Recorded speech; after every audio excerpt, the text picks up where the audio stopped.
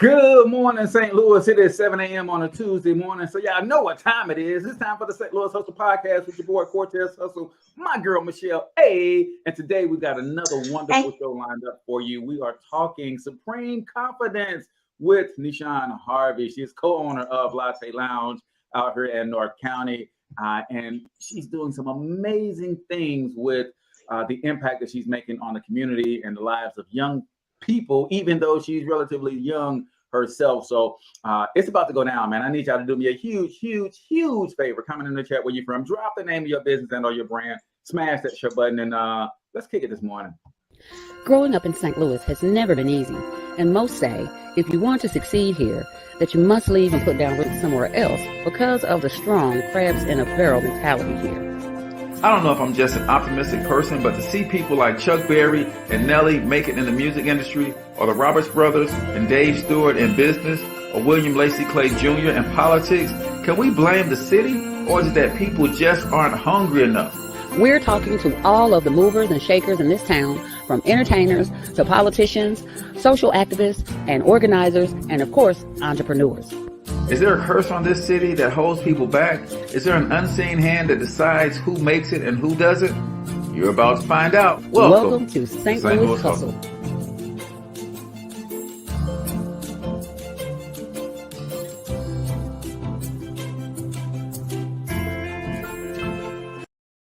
All right, ladies and gentlemen, welcome to this very special edition of the St. Louis Hustle Podcast. I know y'all didn't expect to see us today, but boom, here we are because we got a chance to pin down this young lady who's doing some amazing things in the community, and we had to catch her when we could. So that's why we are here on a Thursday with Nyshaun from Latte Lounge. She's doing some amazing things. So we're going to bring her out in a moment. I can't wait to have this conversation with her. We're talking supreme confidence, by the way.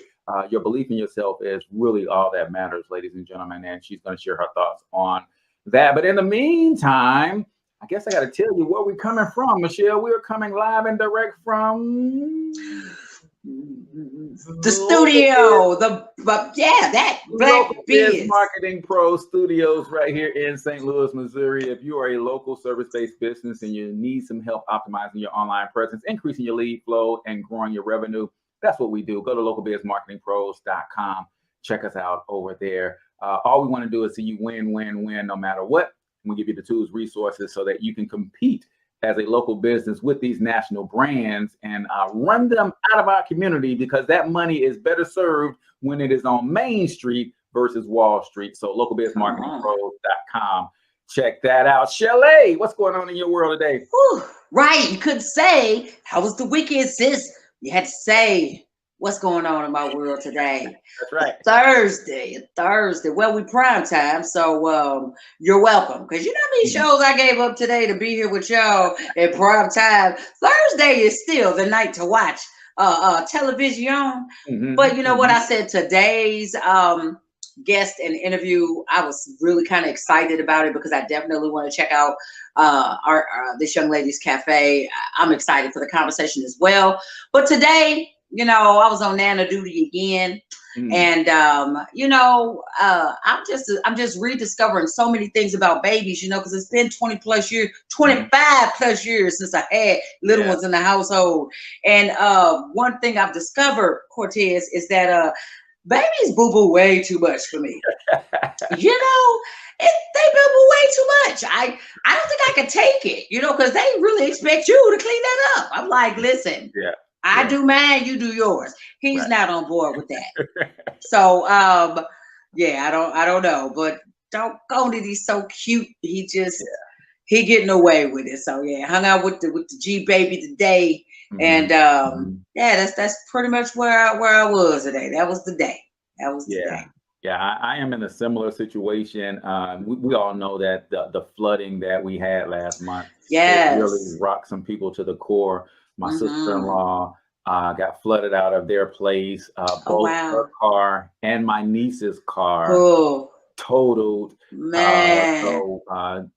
My niece and my great niece have been spending a lot of time over here. And I'm like you, Michelle, like I can't get no work done when that little joker around, because you can't just help but stop doing what you're doing to play with them. Like, it's crazy. I was like, thank you. I love y'all, but y'all gotta go. I got some bags. And this ain't helping.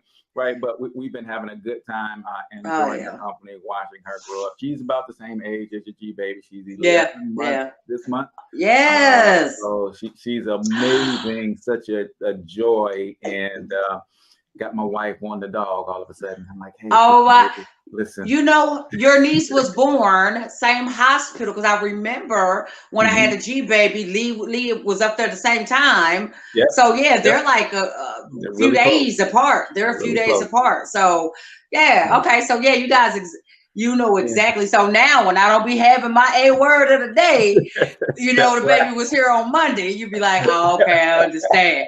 We just go, I tell you what we're going to do. We're going to just let the babies do the first half of the show, since they running everything anyway. They certainly are running it. So normally we jump right into the Michelle A word of the day or some announcements. I don't have any announcements today because I don't want to take up any time for this young lady. She's got so much going on that I want to really give her the time. So what we're going to do is we're going to bring on our special guest. Michelle's going to do the A word of the day. And then we're going to get into this conversation with co-owner of the Latte Lounge, Miss Nyshaun Harvey.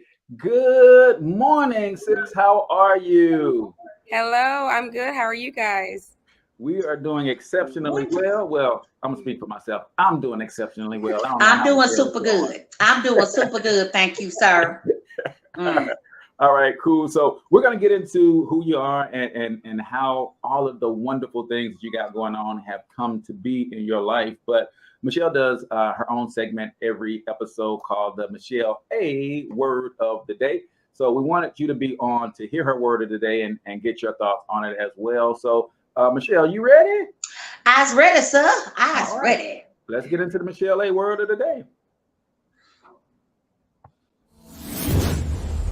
And now the Michelle A Word of the Day.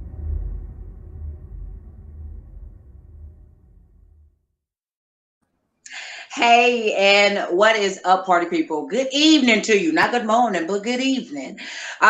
Just stopping by really quick to hit you with this Michelle A Word of the evening. We're gonna change it for the show. Everything's special today. So this is gonna be a quick one, but it's so fitting for today's show. I'm coming at you with another quote. And this quote says, you're gonna love it because I love it. Confidence has no competition. Oh gosh darn it. I'm gonna say it again for the people in the back. Confidence has no competition. Listen here, people. We live in a competitive world. We live in a competitive society, right? That's just kind of the way this world is painted up. But I am here to let you know, when you are confident and you are leading with confidence and you are exuding confidence, it's got to be in you. There's no competition. You don't have a competition. There is no one that can come and compete against you, because your confidence puts you in your own lane, your own category. It literally propels you forward in a league of your own. Therefore, if everyone just had their own amount of confidence, there's no need for my business to be better than your business, or my business is making more money than your bit. There's no need for that, because everybody can be winning if you're winning with confidence. So there it is. Real simple, short, to the point. This has been your A Word of the Day. A. Boom. It is. Love it, love it, love it. Nyshaun as our guest. Do you have any thoughts on the Michelle A Word of the Day? Is she on point, or are we going to take it or leave it? Take it. Take it, please. Take it. I agree 100%. And I think that's what, especially like my generation, kind of what they're looking at. They're looking at everyone around them. But if you run the race that God has set before you, God has set before you, then you don't have to look to the left or right, but you could actually look up. And he'll order your steps. So you don't have to compete with anyone. Race with anyone. So I agree 100%. Now that was amazing. but I'm not gonna let you just get away with calling me and Michelle old. I'm not gonna let you do that. Right. Speak for yourself. My generation. Speak for yourself. No. I thought I was in her generation. I thought you were talking about you. Know what I'm saying? We're not gonna let you just call us old like that on our show, Nyshaun. Come on now. No, you are absolutely right. I think two things: confidence and authenticity. Man, when you can get confident in your authentic self, you're one of one, baby. There's nobody like you. Yep. But so many people are dealing with confidence issues that they are rather be second best at trying to be somebody else than being first best at being who God made them to be. So what a word, what a word, what a word. We definitely keeping that, Michelle. So we're going to get right into what we came here to talk to y'all about, man. This young lady is exuding confidence, and it's evident in the actions that she's taken. So, Nyshaun, I asked everybody to come on the St. Louis Hustle podcast. This one question I'm asking to you, and the question is this: who the heck are you? Well, I'm Nyshaun, like you said earlier. I am a 24-year-old serial entrepreneur, born and raised here in St. Louis, Missouri. We came from a household of entrepreneurs, came from a household of affirmations, of purity, no sex before marriage and that kind of thing. And so my sister and I quickly noticed in elementary school and middle school that the lifestyle that our parents were teaching us wasn't quite normal, and that others didn't really understand what that truly meant. And so, the lame, the name calling, and the boring, the church girl, we experienced all those things. And then back then I didn't understand it. And I would always ask my mom, well, why can't we go to the party? Or why can't I stay a night? Or, those are the questions that I was asking at the time. But quickly you realize that standing out is way better than fitting in, even at a very young age. And you thank God that you were the different one, that your parents raised you differently than everyone else did. And so, of course, in that process, when I was young and I didn't quite understand what was happening, now I'm like so thankful for being the outcast, so thankful for not going to the parties and doing kind of what everyone else was doing. So, yes. I love that. You talked about coming up from a family of entrepreneurs. What was it like, and how young were you when you realized that entrepreneurship was a thing? Like, wait a minute, we work, but our family don't go to work. Like, we are work. Like, how early did you realize, like, or was it one of those things where it was like, hey, around here we own our own businesses, around here we do our own thing? Was it instilled early, or did you just kind of stumble up on them like, hey, we do things different around here, not just the purity and the training and the spirituality, but our whole way of life is different? How early was it when you realized that entrepreneurship was the foundation that your parents was building everything on? Probably when I was in 5th grade, probably going into middle school. My mom had a home daycare for 10 years, and so it was actually inside of our home. So I was seeing entrepreneurship literally walking down the steps every day.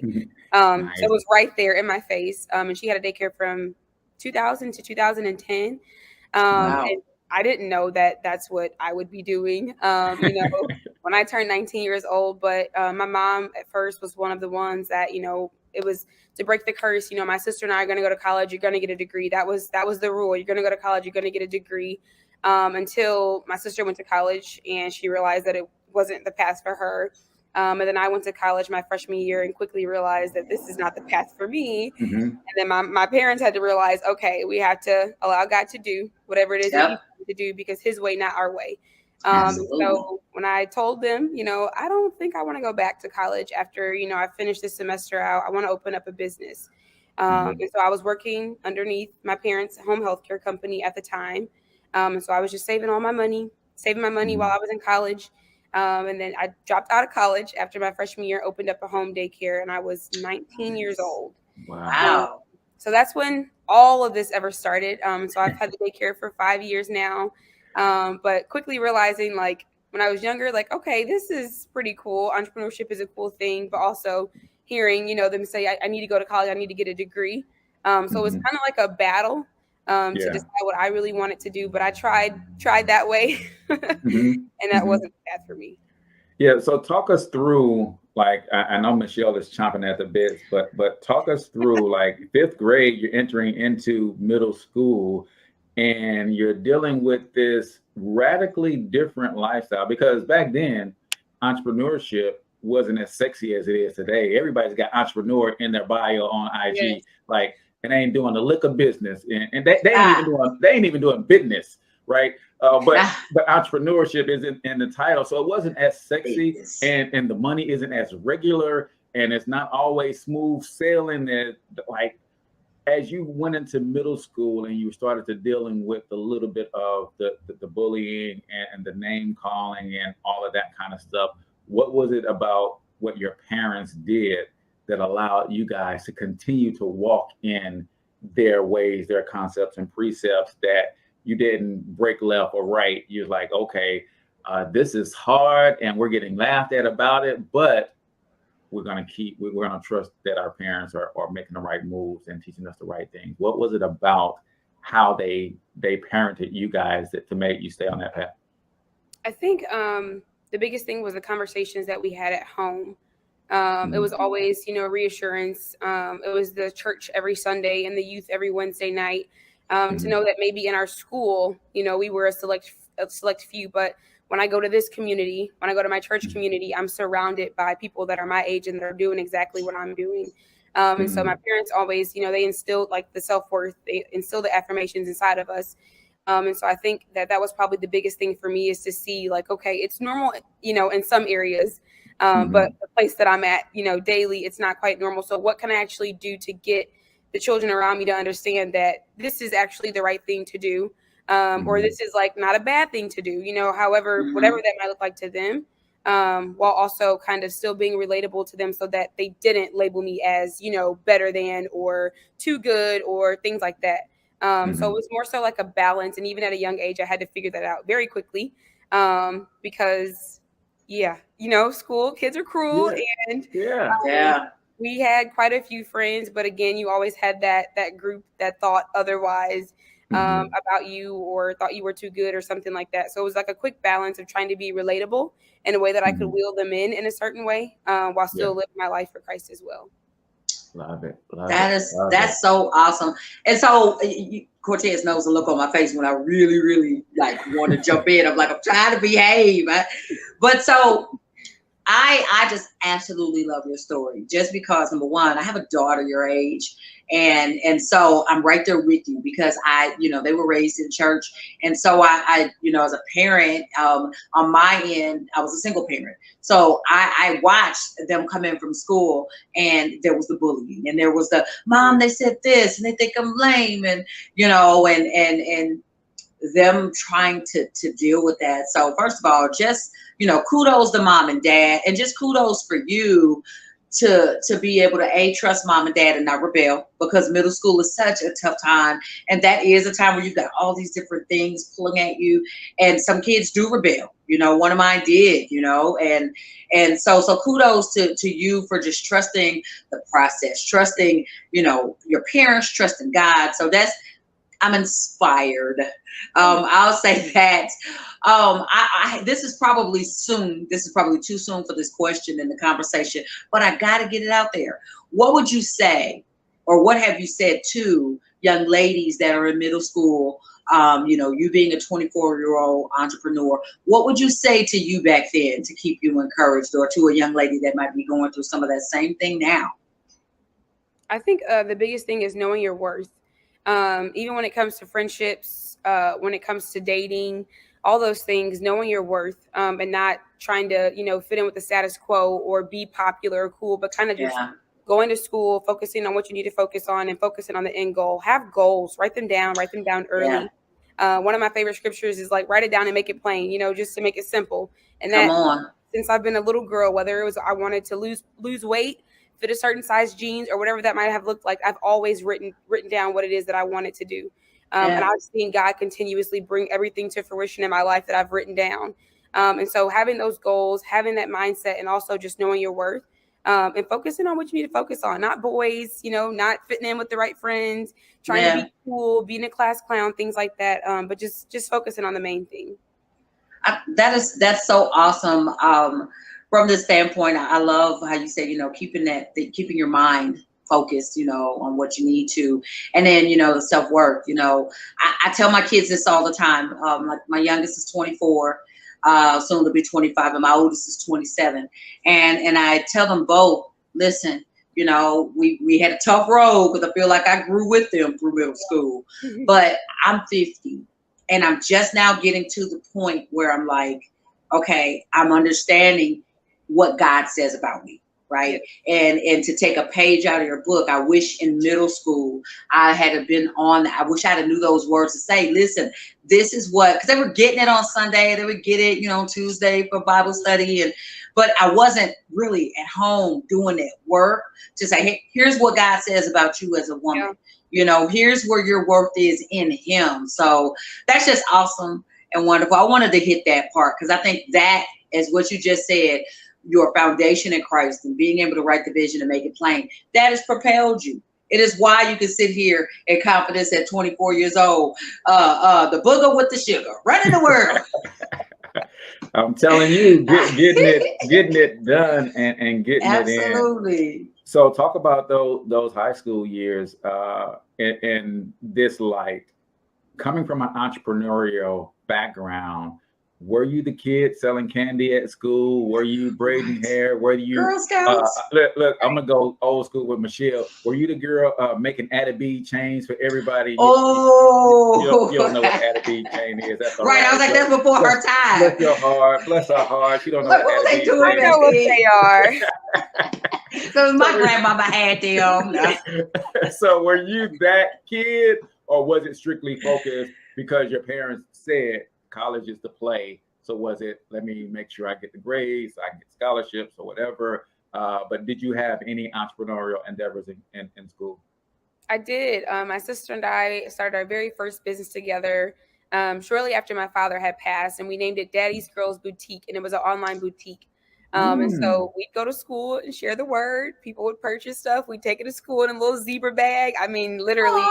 And like freshman and sophomore year, taking merchandise to school and making it happen. So even though, that college was a thing, we still started early as entrepreneurship, while that college was still a conversation. We had started like an online boutique. And of course, like our mom bought everything that we needed to have our inventory up for us to sell. We would do like pop-up shops and all kind of stuff on the weekends outside of school. But we were focused in school for sure. Class president, student council, leadership, things like that. Participated in a lot of other activities, but we hustled too while we were learning. talk about, because everybody doesn't have this, and condolences on the passing of your father. It sounds like a wonderful man and family that brought you guys together. But talk about the importance and the feeling of having that full-fledged support from mom. She didn't say, hey, no, college is the thing. Get your head out of the clouds with that little business. Let's just focus on these books. She went all the way in like, hey, let me set you guys up, whether it was a loan or y'all was gonna pay her back. I'm gonna get y'all started, then y'all on your own. But to have that backing early on in that first endeavor, how important was that? And what do you think the impact of that was on you and your sister? I think more than anything, it helped us build even more confidence. It was our first business. It was online. Social media was big back then, but we didn't have the most followers or whatnot. And so a lot of it was word of mouth. And so to just have somebody believe in you that much, that they would purchase that much, invest in you, help you with your website, whatever it looked like, help you drop off deliveries. Because at the time I wasn't driving. Just to have somebody believe in you that much gave you the confidence to know that, anything is possible, really. Yes. I am, leaving middle school, going into high school, and we have this business. I am 14 years old and I'm selling clothes. Like, we're making money, we're getting deposits into our bank account, like outside of, any other job. And so like just that alone, I think has built my sister and I both our confidence up like tremendously.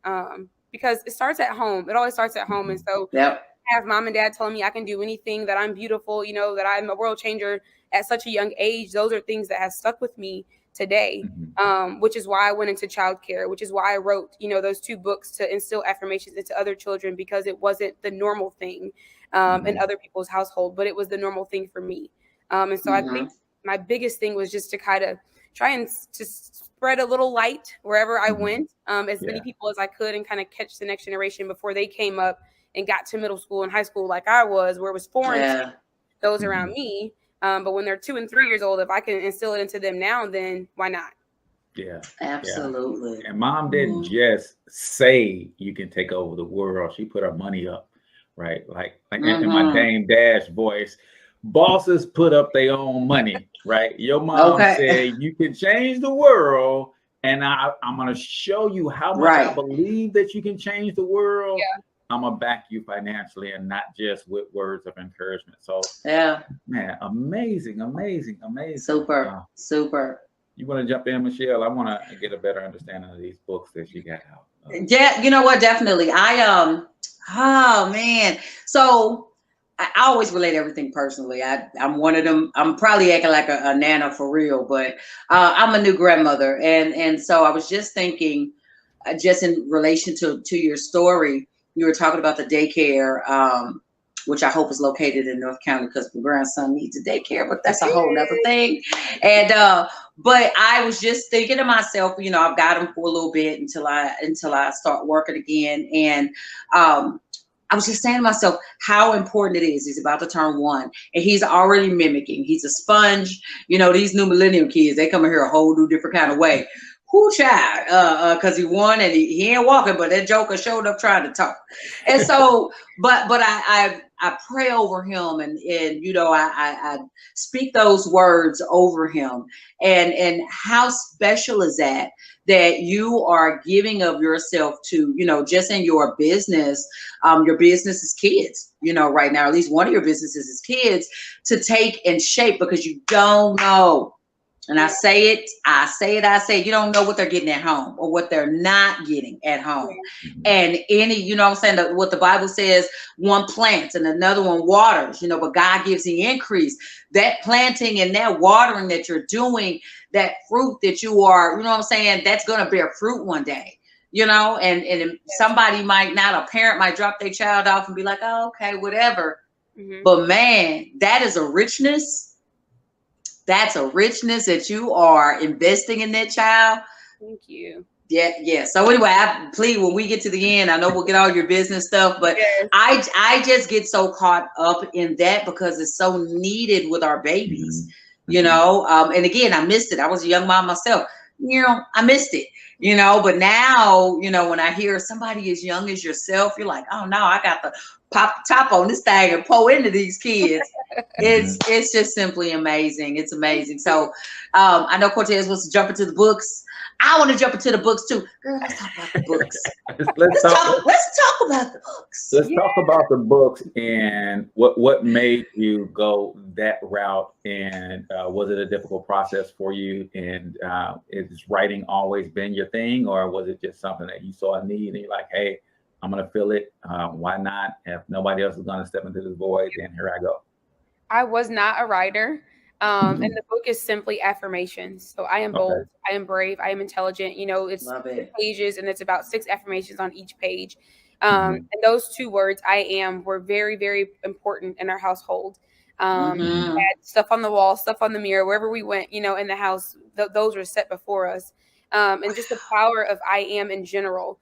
It just did something to me. And again, that was one of those things that stuck with me from a little girl, you know, repeating those affirmations from my parents when I didn't quite understand what I was even saying just yet. That stuck with me. And so again, it was one of those things where if I can get something colorful and bright in the hands of a child, in the hands of a parent to read to their child, and to them, they're just reading words or whatever that might look like. Kids love repetition. And they love pictures, they love songs. And so now I've like added a song with it so that they can get it. I don't care if you got to jump and dance. I don't care what you do to do, as long as you fully understand and comprehend that I am, you know, a world changer. I am brave, I am bold, etc.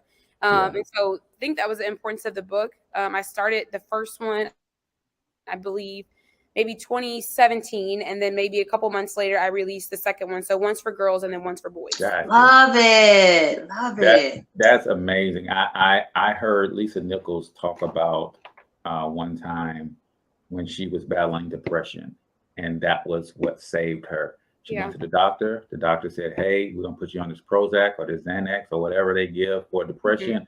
She said, hold on, wait a minute. You tell me, what is depression? Just when you sad all the time? Doctor's like, yeah, pretty much, but it's kind of more severe. She said, okay, well, if you give me just 30 days to see if I can go deal with this on my own, let me try that. And if I can't make it work, and if I come back and I'm not better, I'll take all the medicine that you want. And she said she went home and she did 3 things every day. She said she told herself, I forgive me for fill in the blank. She said, I'm committed to fill in the blank. And she said, I am fill in the blank. Those 3 things every day. She looked at herself, declared what she was committed to, forgave herself for whatever she needed to forgive herself for, and she spoke the power of I am. So I am a living witness because I picked that up from her, and that's what I do on a daily as well. So super, super kudos to you for the book. I want to know what this conversation was with your parents when you told them you were not going back to school, because I have some experience with a similar conversation. Now, I'm 4th born of 6 children, raised by a single mom on welfare. We struggled. She found a way to send my sister to college. She got a bachelor's and a master's degree off of a welfare mom. She sent me to college, but I went a different direction, right? I checked out after the first 2 weeks, officially dropped out after the first 2 months. I mean, the first 2 semesters. And I remember having to tell my mom I wasn't going back to school, right? So what was that like, and how long? Because I got a feeling that it didn't take them long to get over it. But were you scared to have that conversation? What was that? What was going through your head when you realized, you know what, I ain't doing this again? I wasn't scared, but I almost felt like, am I a quitter? That's kind of what I thought. And more so because I know that because of my mom's lifestyle and how she was raised, her biggest goal was for us to break the curses that were in the family. And I know that was a really, really big one, you know, for us to get a degree and go through college, because that wasn't normal for my family. And so I felt like, man, I'm not going to be the one, you know, that gets the degree and whatever. But when I talked to her about wanting to get out of college, it was a very why. It was a question of why. And it was a very smooth conversation. And then also just what my next steps were. And so, as I mentioned earlier, I was working underneath her home health care business where I was saving all of my money, and they matched whatever I had in home daycare. That's what I started out with for 2 years. And then we moved to a facility because I outgrew my space very quickly. But it was definitely a way smoother conversation than I had kind of imagined. Again, because I didn't want to be like that letdown or that quitter. I wanted to, you know, help the family break the curse. But it wasn't me, and I am thankful. Thankful that I dropped out, and God he did what he needed to do. So gotcha. Well, I didn't see the fruits of that dropping out until much later in my life, because I dropped out to do some foolishness. I didn't start at in-home daycare. I dropped out to run the streets, and that was literally my reason. When I came back that summer, all of my friends, you know, that I thought were friends, and some of my close friends that are still close today, they had advanced in the street life, and they had cars with booming radios and stuff. And I was like, how did I miss that? I can't go back to school. I got to catch up. Right. And you know, I thought you was late for being the thug. You was late for being the thug. I was late for being the thug. I got to catch up with getting my thug fizzle on.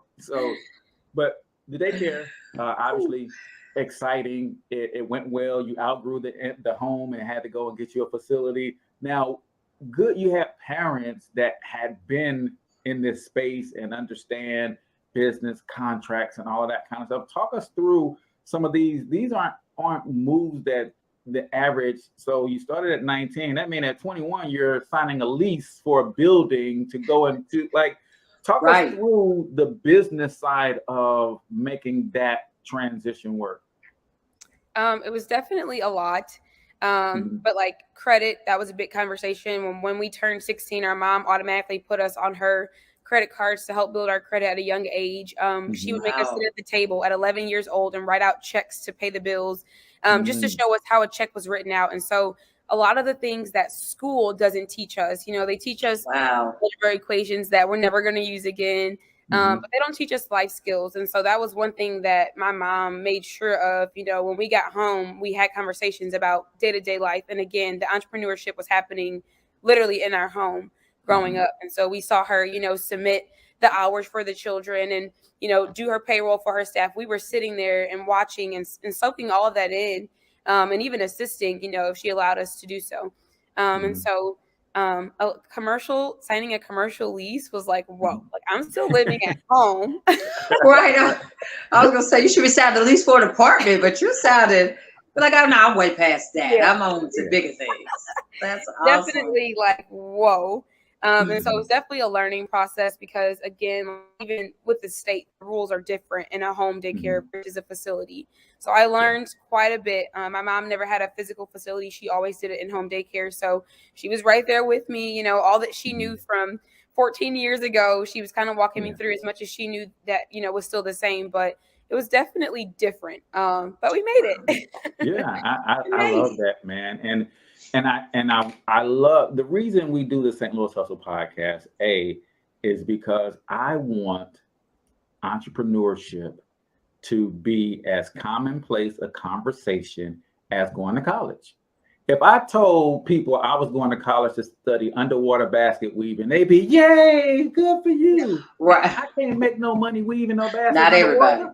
But it doesn't matter. As long as they heard college, they automatically assume, and that's my biggest problem with college. I am all for higher education, continuing education, and continuing learning. I have two problems with college. Number one, it's sold as if it is a guaranteed way to succeed. Yep. And it is sold as if it is the only way to succeed. Yep.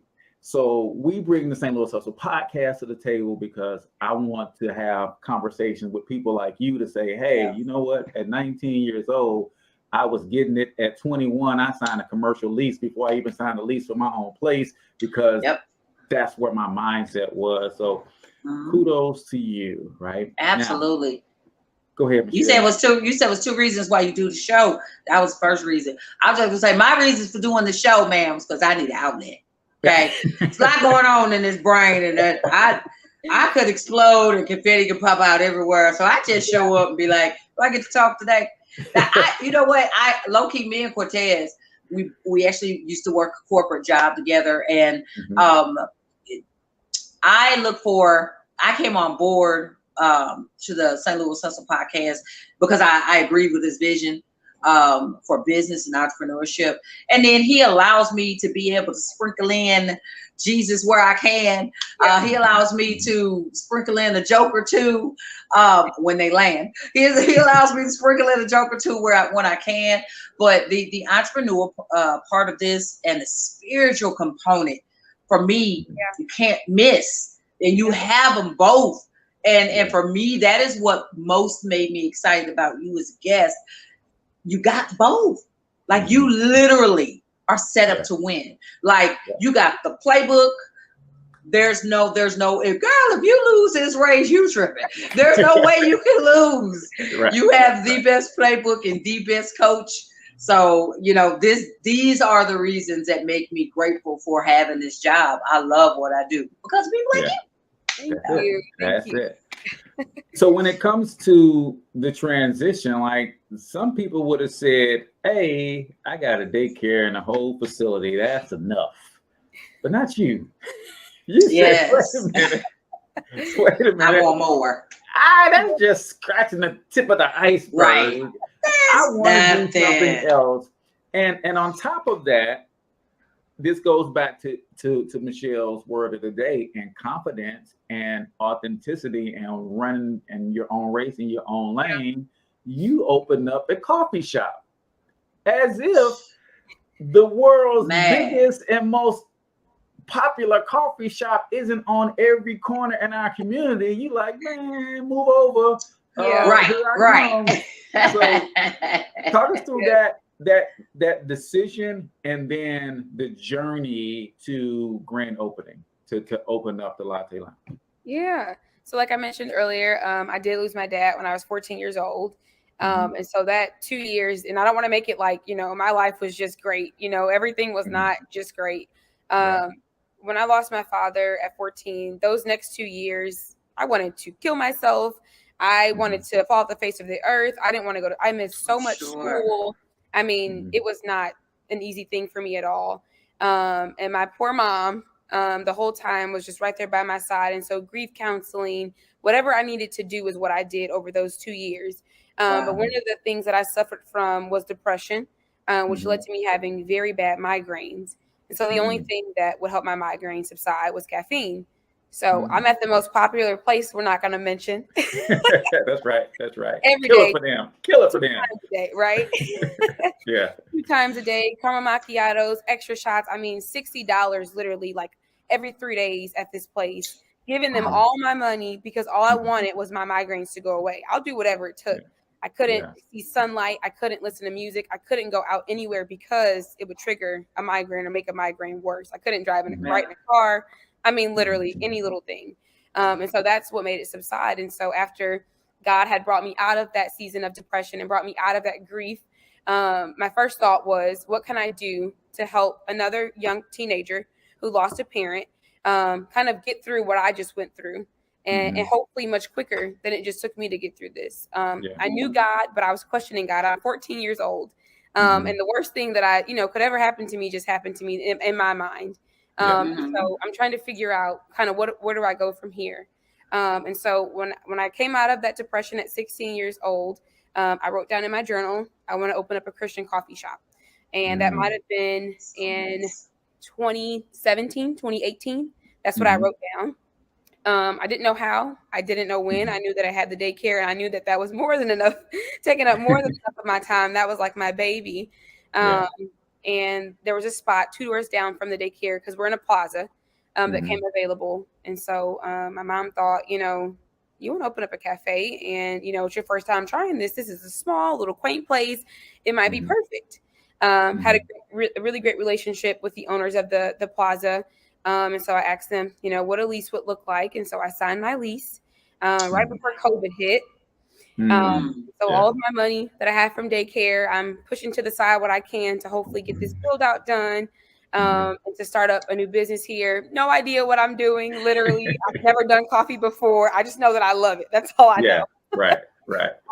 And so I hired contractors and they started building out. I had to get all these permits, go to City Hall, sit in these meetings. And I had a 6-month plan because everything's been working out in my favor, and it's going to happen in 6 months. And then COVID happened. And so my 6 months doubled into 14 months. So it doubled and some. And so I wanted to quit, but I was in a lease. So what are you going to do? Suck it up and open up this coffee shop. And so that's what I did. And so November 2020, I opened up, grand opening. So my family had many nights of me crying and whining that I just wanted it to be over. I just want to be open and that kind of thing. And within 3 or 4 months with the opening, God completely blew my mind with the place, gave me so many witty inventions and godly ideas that most popular place isn't doing.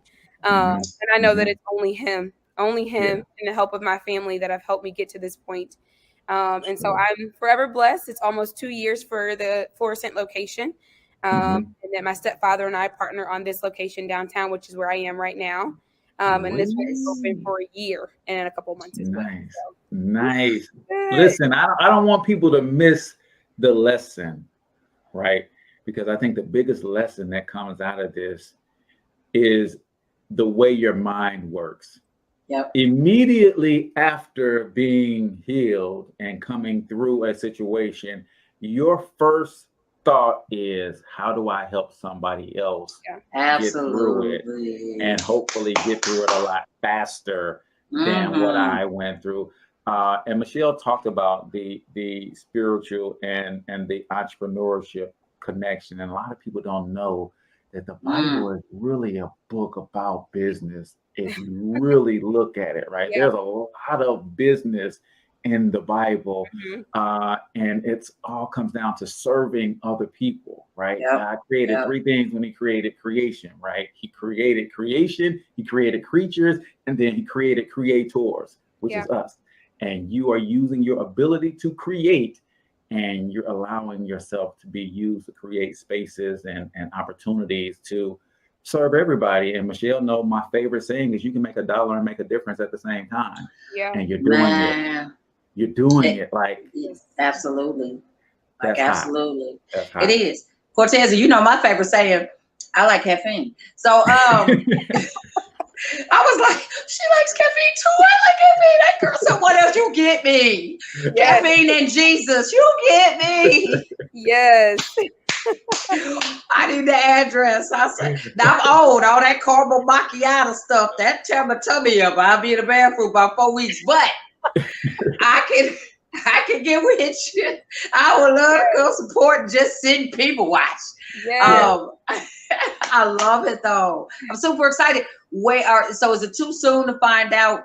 I just want to get to the nuts of the bolts. Like, where is it located? I know you said downtown, correct? Yes, one of our locations is downtown on Washington Avenue, so Washington and Jefferson. Did you say one up? As you? Let me just put my hands up. Let me just go to the throne of grace right now, Father. What am I doing wrong? No, but that is so come on, 2 locations. That's how you said it. Yes. Cheetah. Well, the first location is at well, Michelle, the first location, first meaning more than one. That is so amazing. I'm sorry, you said Washington and Jefferson. Put your pinky finger out next time you say that. Washington and Jefferson, y'all. Yes, it's Old Rustic Go. I'm not sure if you guys are familiar with that spot. Yes. Yes, they used to have like brunch during the day, and they used to do comedy down there. So that's where the restaurant and the coffee is, and then just the cafe by itself is just coffee and Florissant on Waterford. So it's Lindbergh and Waterford. Okay. And what is it called? You said the Florissant is what called what now? Latte Lounge. Oh, okay, Latte Lounge, and then the one downtown, is it the same name or?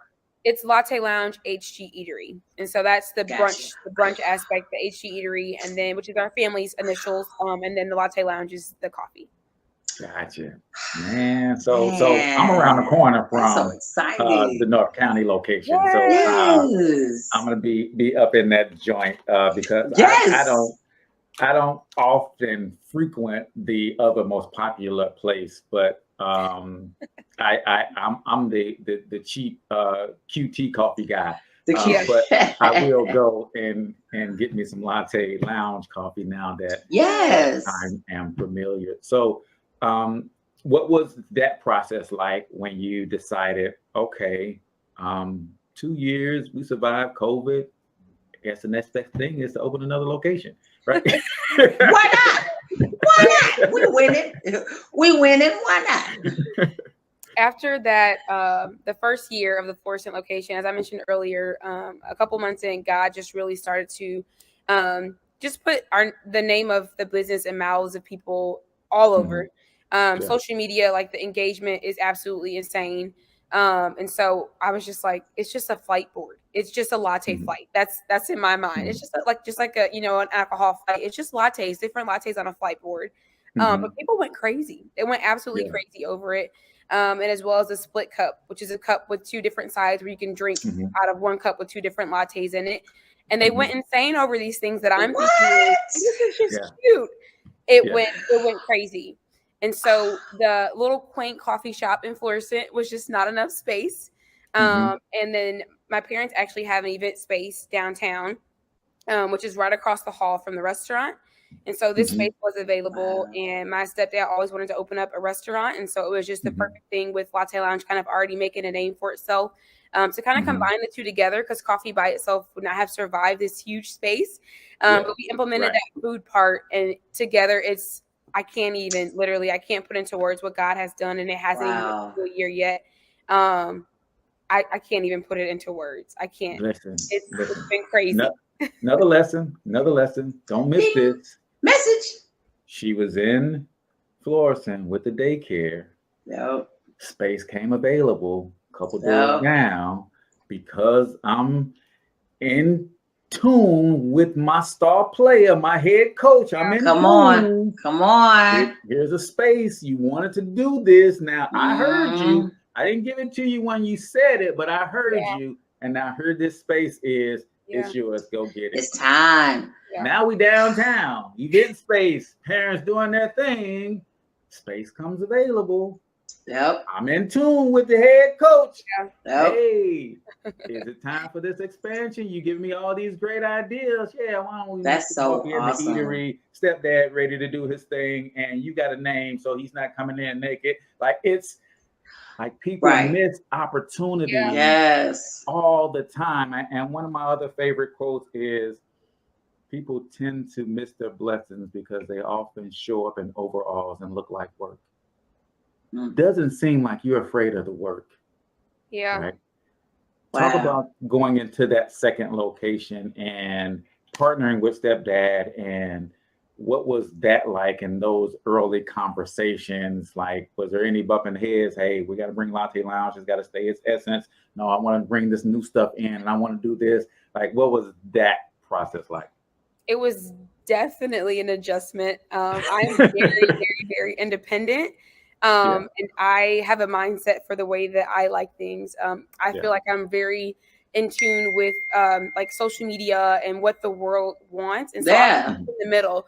I'll give you coffee, but I'll put a scripture on your cup too. So while you're in here vibing to some good music, you're going to see this on your cup while you jamming too. And so it was a couple of things that were very, I had to be very intentional about. And so some things to my dad might not have made the most sense in those moments. But I already had a culture that was set in place. I already had a group of people that I was trying to reach, essentially. And so just kind of implementing those little things that, again, that were like, okay, well, it doesn't make the most sense to you because he's a little bit more old school in some areas. Just kind of get them to come to the understanding that this is what they want. This is what they want to see. This is Instagrammable. This is what they're going to post. Those kind of things. And quickly resolved, and all is well. That is so cool. But definitely was an adjustment for me because, again, like I said, I'm very independent. Very independent. And second time you call us old, but I'm gonna let that one slide too. Keith, I don't know how many times I gotta tell you, speak for yourself. Second time you called. I called it. Yeah, I'm the same age as your stepdad. I already know it. You just keep calling us old on my show. You're not gonna do that. I have to say this, and I love, like, my wife sometimes didn't understand why I watch so many documentaries and why sometimes I sit and I would watch somebody paint or do some of the oddest things that doesn't seem entertaining. One of the things that I realized about me that I love is I love seeing other people operate in their gift. Whatever it is, whether it's playing ball, whether you paint, whether you weave baskets underwater, if you're good at it, I'm intrigued. Like, man, work in your gift. Do what God gave you gifts to do. And to hear you talk about working in your gifts and allowing God to use you in whatever way he sees fit, and you yielding to that, it's just flat out amazing. So kudos to you. Kudos to the parents for raising you right. Kudos to stepdad stepping in and being another pillar for you to lean in. I'm a stepdad. When I married my wife, I instantly became dad. She had 2 kids. Funny story. I went through my whole first 22 years of life seeing baby daddy drama. I'm like, man, I ain't never messing with no woman with no kids. That ain't gonna happen. And God said, yeah, that's funny. And now I fell in love with a woman with 2 kids, right? And actually fell in love with them probably before I fell in love with her. Which is the whole thing. But kudos to the family, man, for getting it right. And you guys are continuing. So wishing you all the success. Tell everybody, man, how can we support? How can we connect? Give us all your details and all that good stuff. Yeah, we're on Facebook and Instagram, of course, Latte Lounge, and then, of course, Latte Lounge HG Eatery, located, again, Florissant in downtown St. Louis. If you Google or search, everything should all pop up for you. We're having brunch after dark, September the 30th, which is karaoke after hours. Oh, wait. What day of the week is that? That's her jam. Wait. Let me take. Super cool. I am so sorry. This is probably looking real unprofessional right now, but this is where I look. When I tell you this, you're gonna be like, look at God, and I'm be like, girl, look at him. a small group at church, right? My daughter and her friends started a small group. The name of the small group is Voices and Verses, a karaoke small group on Friday, and they date night is Friday night.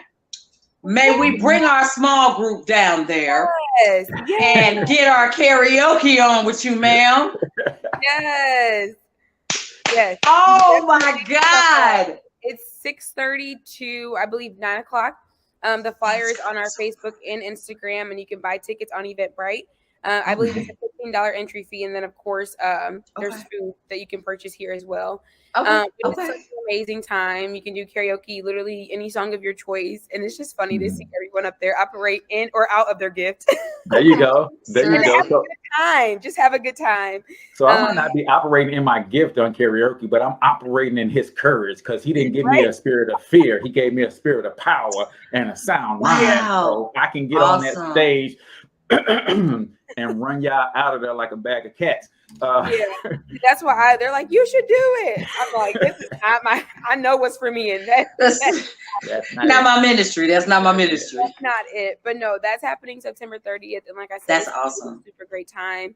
It's at the downtown location. Okay. And then we've got our fall menu items out as well at both locations. All of our fall drinks. So of course, you guys can come by and grab some new lattes that are on the menu as well. Awesome. The daycare, are you still doing the daycare? Yes, the daycare is in Florissant, on Waterford as well. As I mentioned, 2 doors down from the coffee shop. Kingdom Kids Learning Center. That's the name. Kingdom Kids Learning Center. Awesome. All right. Well, we're gonna do something that we normally don't do on this show, but I feel led that we're gonna do this show. So we're gonna do a special segment that I do on my other podcast called Freestyle, Nyshaun, because I know you got bars, right? Now, I'm not gonna ask you to rap, even though I could drop a beat and we can get this thing cracking. No, freestyle is where, because you're so positive and I know that you have something for us here, freestyle is where we give our guests an opportunity to, as we're building this multi-billion-dollar international media conglomerate, starting with this podcast, we don't always ask the right questions and the conversation doesn't always evolve.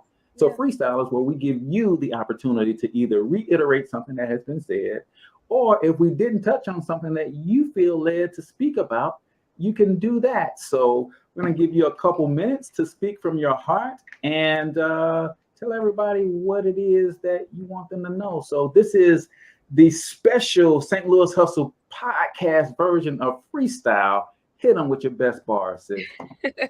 I think the biggest thing for me that I talked about earlier was having a mindset and not being a victim of your circumstances. I think that was a huge thing for me at such a young age, is realizing that I'm not going to get very far waddling in what I'm waddling in. It's okay to be sad. It's okay to, experience grief. It's okay to have to experience the things of the world, but also don't stay there.